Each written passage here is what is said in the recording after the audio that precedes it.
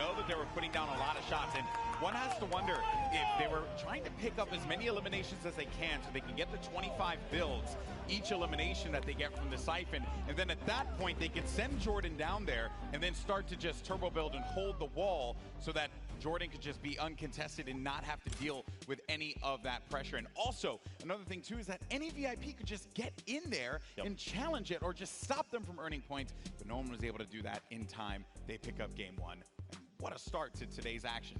Pretty cool. Big moves there. You have to remember, though, there's still 5 more games. That's going to be 5 points for placement for that team. And the trickle down, 5, 4, 3, 2, 1. So it's still anybody's game. That's the first one down. That's right. Plus, now we're going to see teams start to develop new strategies. This is a totally new game mode.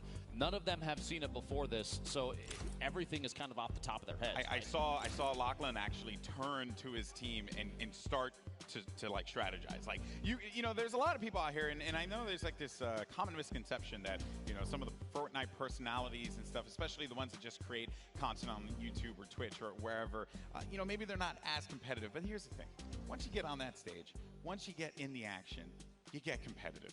That's how it works, because no one wants to go out there looking like some buster. You don't want to lose, you know, like that's not fun. And you don't want to have courage just yelling at you the entire time, right? Because that's not fun. I mean, that you have to deal with that on a daily basis. That's my life. Yes, and you look at him. He's so stressed. In any case, we're going to go down to the floor now. We got Pookie standing by with one of our competitors.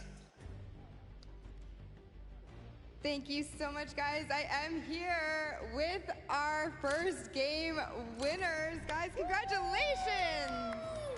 Must feel amazing to take game one out of the hands of your competitors. Courage, I gotta ask, how does it feel to be up here right now? You know, it's great being here at the Fortnite Summer Block Party. The arena is incredible. Epic did such an incredible job, but the best part of this is my team. Everyone's so willing to work together. Everyone's calling out, you know, Jordan Fisher, Loser Fruit, Lester, our golden ticket winner. We have communication unlike any other. Honestly, every other team here should be aspiring to be us, because not only are we incredible in-game, but we're all very gifted and talented dancers and singers, too. So it's whatever, though. Great first game. I'm proud of my team. They carried me. GG. Well, that sounds like a really great time. You're not going to have to do any of the heavy lifting today, so that's great for you. So Jordan, I just want to kind of talk about, you know, you guys were in second place a lot of that game. You just came right up from behind at the very last second there. What happened? How did you guys pull that off? Clutch factor, really. Clutch factor. That's the biggest thing. As an honorary member of the Girthquake squad, I just have to rely on clutch factor. And looking to my left and seeing Loser Fruit, seeing Jack, seeing our new friend Lester, I just knew that it was the right time to push where we needed to push, and that's what got us right here. So we're planning on doing that for the next 5 games, and really looking forward to continuing to talk to you. Well, I look forward to interviewing you guys again as well. Loser Fruit, I have to ask, you are here with some of your content creator team members. How does it feel to go up against them? Sorry. How does it feel to go up against some of your team members here?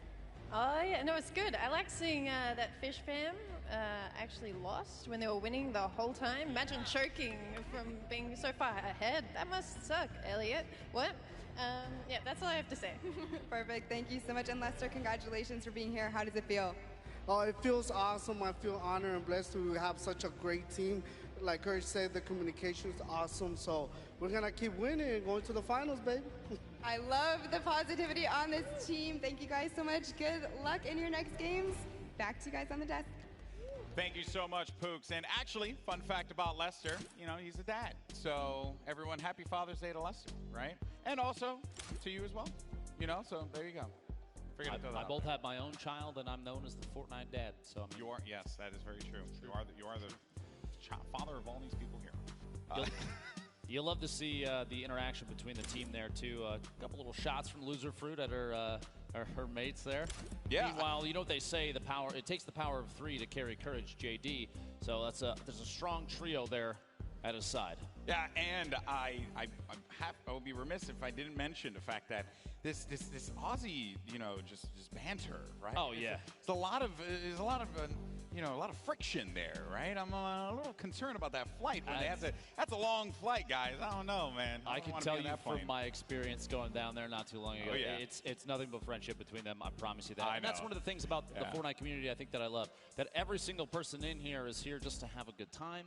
That's right. It's all about positivity. Plus, today and tomorrow, it's all about charity. So that's very, very But important. if you happen to talk some trash along the way, that's okay, right? We like it. We live for that stuff. Okay, so while game one was incredible, there were some big moments from there. So let's send it down to the floor as we have Sundown standing by to break down some of the action that we just saw. Thank you so much, Lupo and Golden Boy. And I mean, are they really your friends if you don't tease them a little bit about their Fortnite skill? Love you there, Zeke. But we're going to take a look at some of the gameplay we just saw in the past match and what enables these players to be so good and so successful. So first, we're going to hop on board with the Cuddle crew. Aiden, again, one of the only players who has qualified for the duo competition for the World Cup on a controller. You can see them putting on a clinic here. They far and away had some of the best slaying numbers, but weren't quite able to turn it into objectives. And you can see how they set up a veritable base on these builds. We're constantly trying to get the eliminations to top back up on the siphon. You can see them there racking up and getting them and continuing to roll through so many of these multiple elimination exchanges going on. And I mean, this is what the Ghost Gang is known to do. Kayun and Aiden just running through, challenging over and over again, taking 1vx situations like it's no problem, putting shots towards the middle, using the impulses to get themselves right into the fray and continue going, but again, was not quite enough to take it home. I'm incredibly interested to see what other strategies will be broken out. Just like Laserbeam and his team, they said they had a secret strat. It was that cartwheel emote all the way from spawn, all the way up there, but then of course, the Fish Fam had to come through and ruin that little bit of fun. It's all about fun, the gameplay, and continuing showing off your creative prowess. But that is it for match one, and match two is about to get started. So we're gonna throw it back up to Lupo and Golden Boy at the desk. That's right.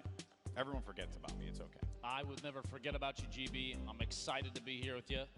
The Forum, we're in LA. So the cool. weather is beautiful. Yeah, it is. I mean, I haven't been outside like at all. We've kind of been indoors like this entire time, and you know, it's been a little dark out in here, so I don't even know what sunlight looks like at this point. We've just been in here. You know, it's setting up. How about this? How about this? Okay. I'll bring your mood back up. Ladies and gentlemen, we have game two ready to go. I need you to make some noise, please.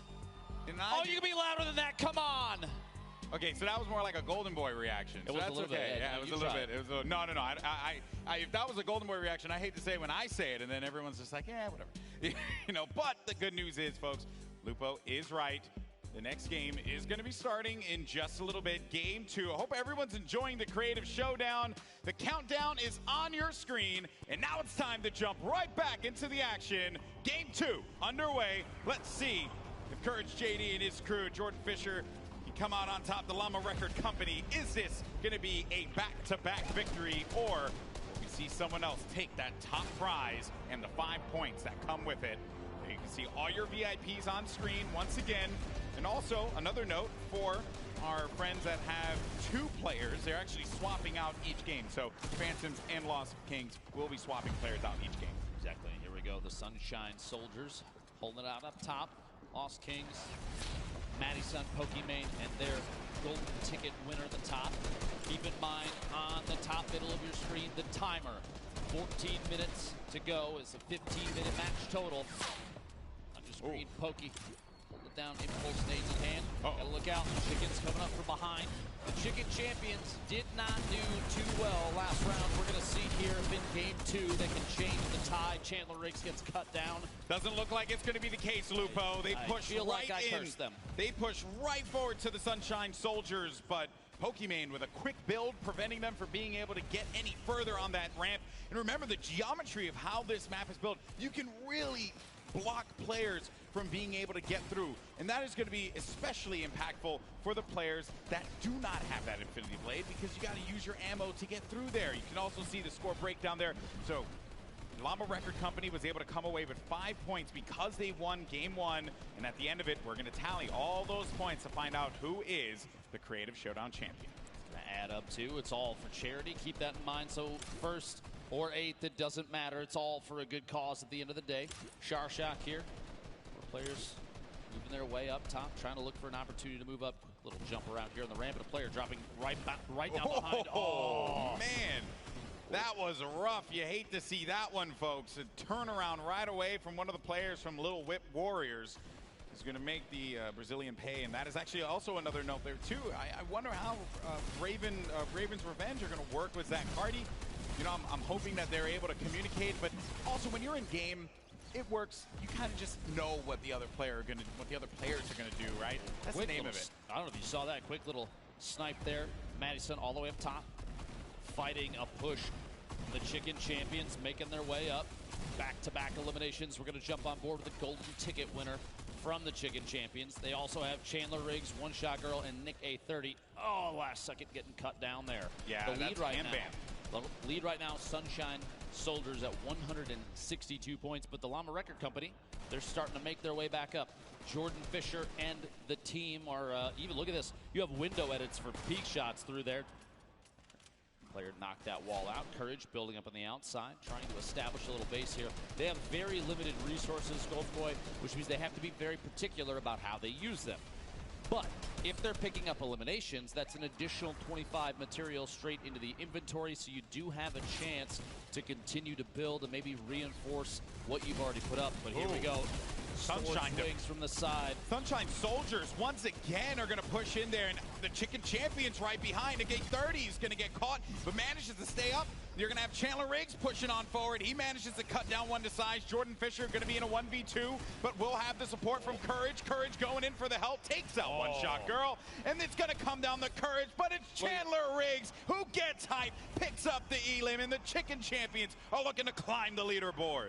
Quick note, Chandler Riggs is a 19-year-old actor best known for playing the role of Carl on The Walking Dead.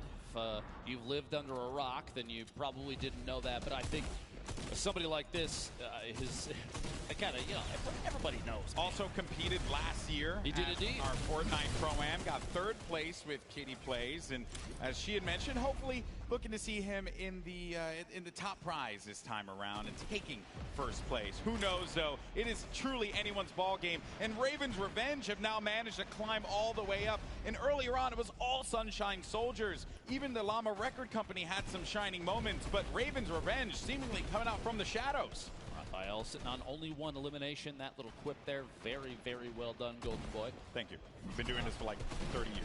You have to keep in mind, Raphael, he doesn't need to push for eliminations, although right now would probably be a good time, and he actually does get a solid lunge, almost that elim, can't quite pick it up. But eliminations in this game mode, they don't actually get you any points. It's all about having your VIP in the control point at the top of these three towers. And Team Evolve, when they built this, they knew that that was kind of the goal, to focus on team cohesion and support. It's not about who can get the most eliminations. They do help. Don't get me wrong. You get a quick siphon, pick up the 50 HP and shield.